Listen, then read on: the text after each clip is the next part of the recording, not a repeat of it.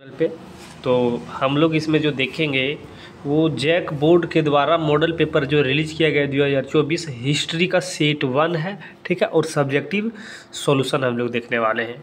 हम लोग पिछला वीडियो जो है वो देखे थे क्वेश्चन नंबर 31 से लेकर 38 तक। अगर आप नहीं देखे हैं तो जाइए, चैनल के ऊपर आपको मिल जाएगा, जाके वहाँ से आप देख सकते हैं, ठीक है। चलिए हम लोग देखते हैं क्वेश्चन नंबर 39। ये क्वेश्चन में दिया क्या है, पहले सबसे पहले इसको समझते हैं, ठीक है। और कितना बात को समझना कितना ज़रूरी है वो आपको भी समझ में आ जाएगा। ये लघु उत्तरीय प्रश्न है और यहाँ पे 3 नंबर वाला प्रश्न है और 6 क्वेश्चन रहेगा आपके बोर्ड एग्जाम में। ऐसा ही 6 क्वेश्चन रहने वाला है कि नहीं, 6 जवाब प्रश्नों का उत्तर देना है आपको। तो पहला क्वेश्चन जैसे कि आप देख पा रहे होंगे, ठीक है। पहला क्वेश्चन को देखने से पहले अगर चैनल के ऊपर आप नए हैं तो चैनल को सबसे पहले सब्सक्राइब कीजिए, दोस्तों के पास वीडियो ज़्यादा से ज़्यादा शेयर कर दीजिए। अपने अगर आपके स्कूल का ग्रुप बना हुआ उसमें भी आप इस चैनल का वीडियो को आप शेयर कर दीजिए और हमें आप सपोर्ट कीजिए। हम जिस तरह से आपके लिए मेहनत कर रहे हैं आप हमारे लिए थोड़ा सा मेहनत कर दीजिए। चलिए बिना समय गवाए हम लोग फर्स्ट क्वेश्चन की ओर बढ़ते हैं इस वीडियो का। 39वां नंबर क्वेश्चन है कि हड़प्पा सभ्यता के धार्मिक जीवन का वर्णन करें। तो हड़प्पा सभ्यता के धार्मिक जीवन का वर्णन हम लोग इस प्रकार से लिख सकते हैं। देखिए यहाँ जहाँ तक हो पाए आप अपने शब्दों में आंसर लिखने का प्रयास करें। अगर आपको नहीं आता है तो आप ये भी आंसर लिख सकते हैं जो हम आपको बता रहे हैं, ठीक है। हड़प्पा सभ्यता या सिंधु घाटी सभ्यता का धार्मिक जीवन मुख्यतः मातृदेवी की पूजा पर आधारित था। खुदाई में बहुत अधिक संख्या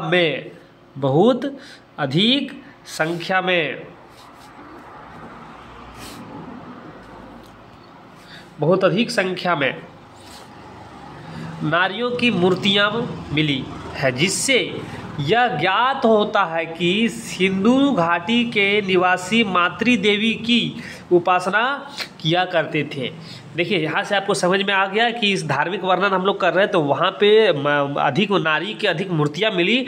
इससे पता चला कि वहाँ पे जो है वो देवी की उपासना करते हैं। हड़प्पा वासी मातृदेवी के साथ ही देवताओं की भी पूजा किया करते थे। मातृदेवी और देवताओं को बलि भी दी जाती थी। धार्मिक अनुष्ठान के लिए धार्मिक इमारतें बनाई गई होंगी, लेकिन मंदिर के प्रमाण नहीं प्राप्त हुए।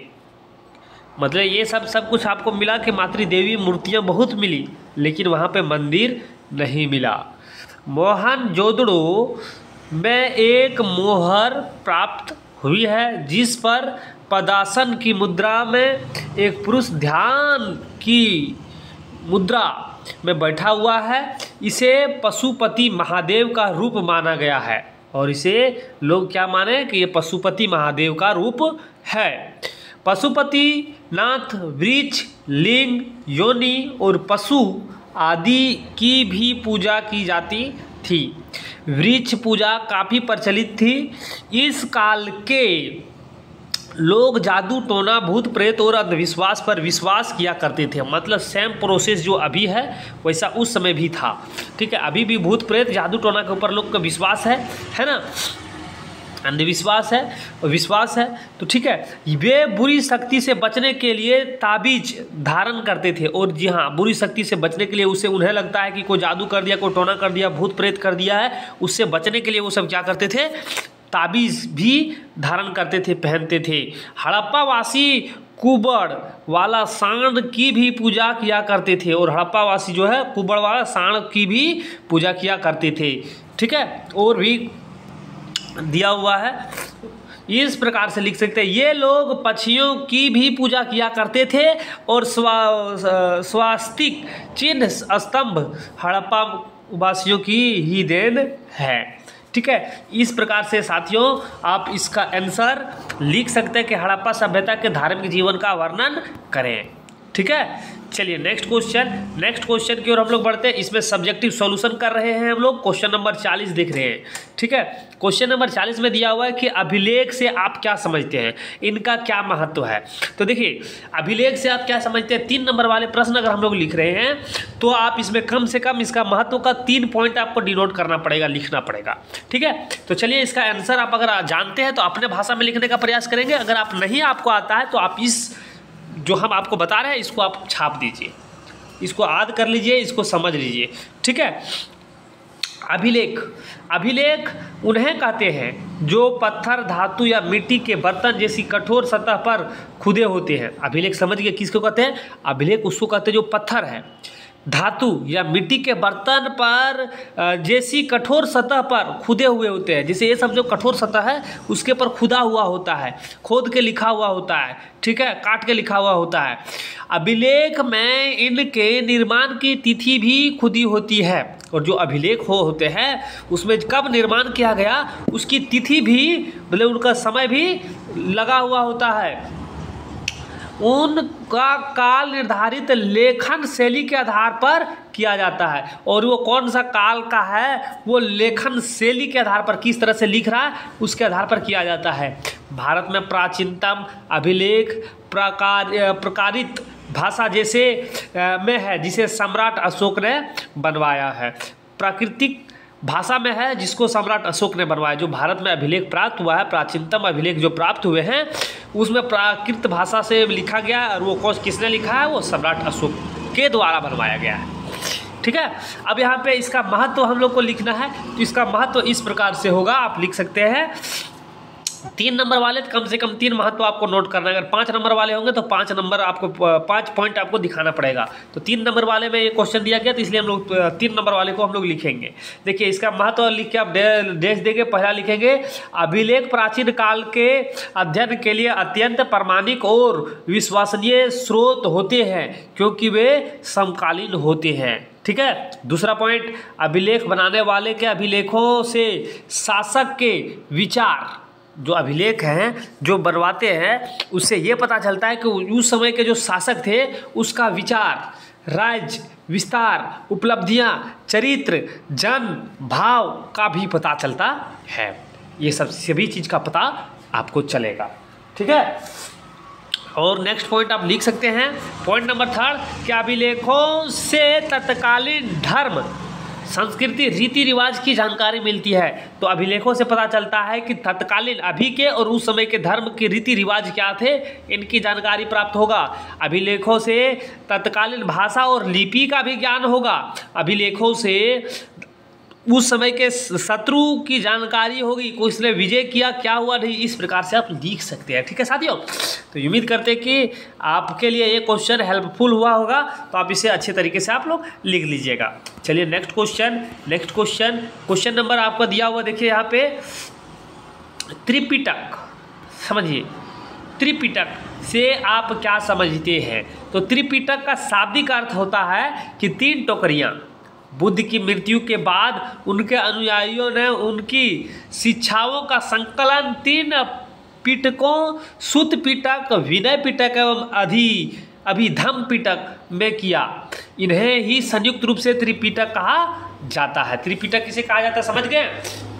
जिस समय बुद्ध की मृत्यु हुई तो उनके अनुयायियों ने क्या हुआ कि शिक्षाओं का संकलन 3 पिटकों, सुत्त पिटक, विनय पिटक एवं अभिधम्म पिटक में किया।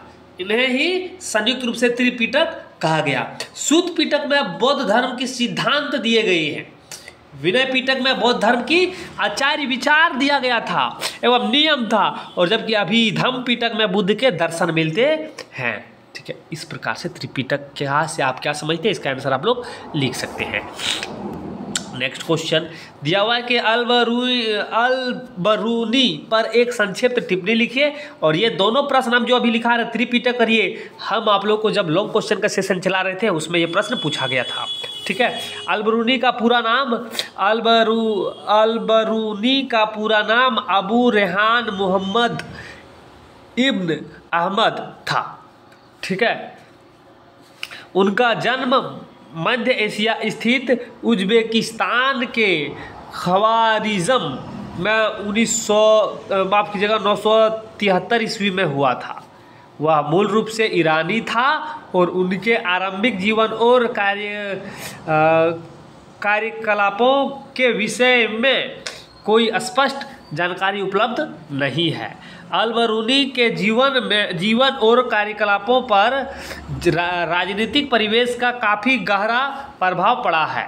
संभवतः आरंभ में वे ख्वारिज़म के मोमिनिद वंश के शासक के संरक्षक में रहा और यहीं से उन्होंने अनेक भाषाओं का ज्ञान प्राप्त किया। ठीक है, अनेक भाषाओं का ज्ञान प्राप्त किया, क्योंकि ख्वारिज़्म उस समय शिक्षा का एक प्रमुख केंद्र था। वहाँ संस्कृत, हिब्रू, सीरियाई, अरबी, फारसी भाषा का अच्छा ज्ञान ज्ञाता था। उनका अधिकांश समय गजनी में ही व्यतीत हुआ और गजनी में रहते हुए उसने भारतीय भाषा, संस्कृति, ज्ञान, विज्ञान और खगोल शास्त्र, चिकित्सा, धर्म तथा दर्शन पर अरबी अनुवाद पढ़ा और यही रहते हुए अल-बरूनी की भारत के प्रति रुचि का विकास हुआ। ठीक है, मोहम्मद गजनवी भारत पर आक्रमण करते हैं।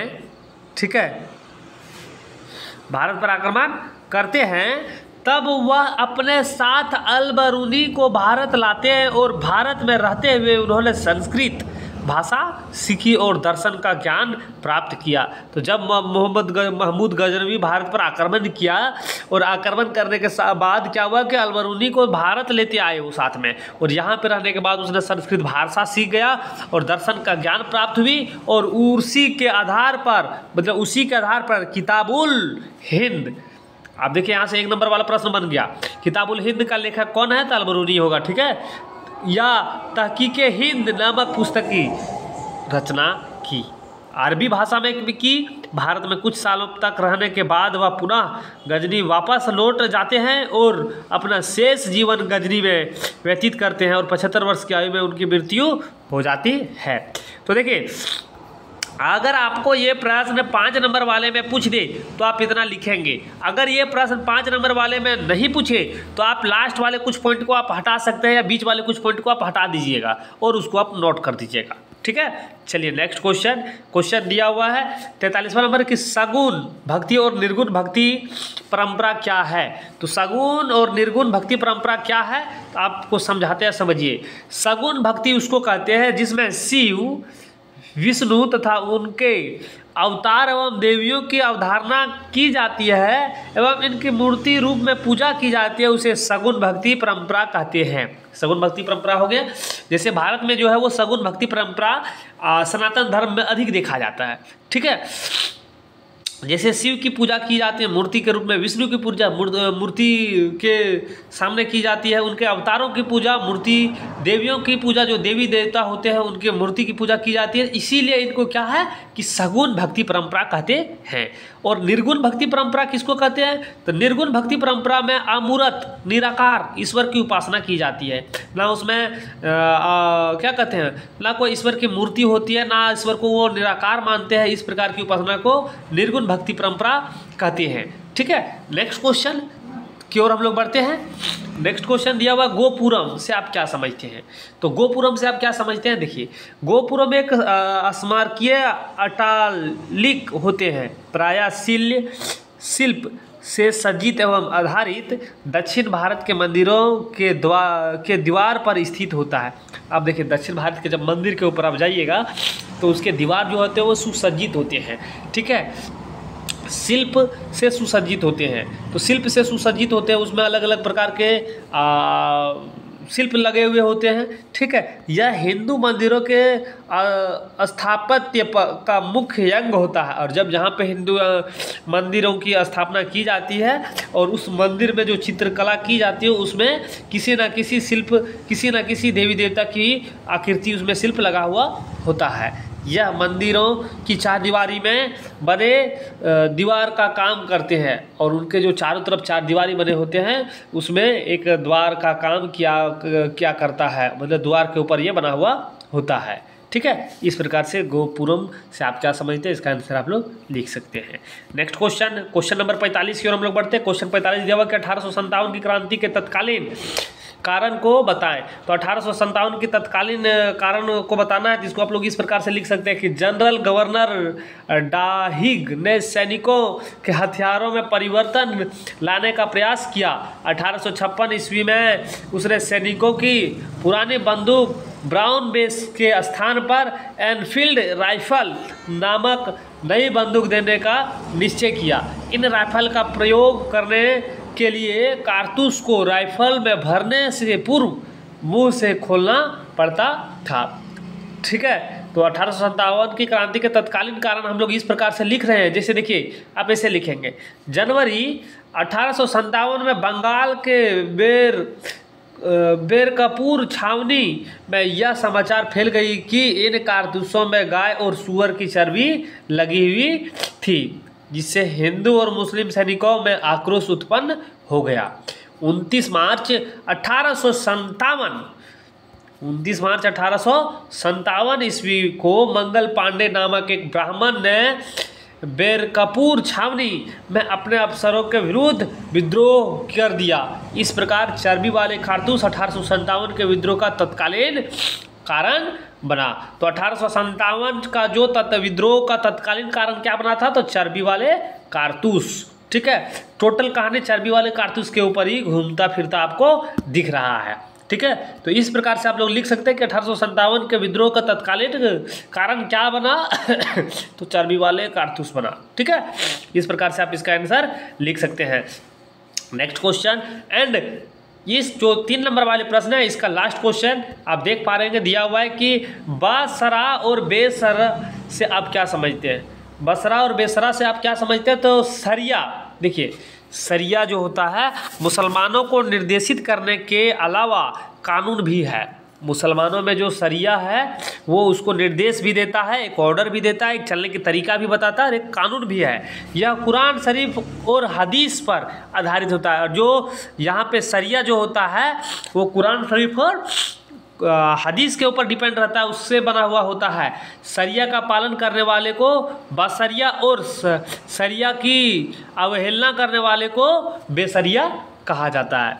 समझ गए? सरिया और बेसरिया किसे कहते हैं? सरिया उसको कहते हैं जो कुरान और हदीस की मिलावट या कुरान और हदीस से जो शरीयत को बनाया जाता है, सरिया को बनाया जाता है, उसको जो मानता है उसको बसरिया कहते हैं, जो नहीं मानता है उसे बेसरिया कहते हैं। ठीक है, इस प्रकार से आप आंसर लिख सकते हैं। ठीक है, और साथियों बता दें कि हम लोग दोनों मिलके Jack model paper class 12th का हिस्ट्री सेट 1 जो हम लोग देखे सब्जेक्टिव क्वेश्चन, ठीक है, सब्जेक्टिव क्वेश्चन का 46 तक हम लोग सॉल्यूशन कर चुके हैं। ठीक है, और अब बच गया 47 से लेकर 52 तक, और ये आपको हम बताएंगे लास्ट वीडियो में। आपको हम ये भी बताने वाले हैं कि किस चैप्टर से कितना नंबर आएगा।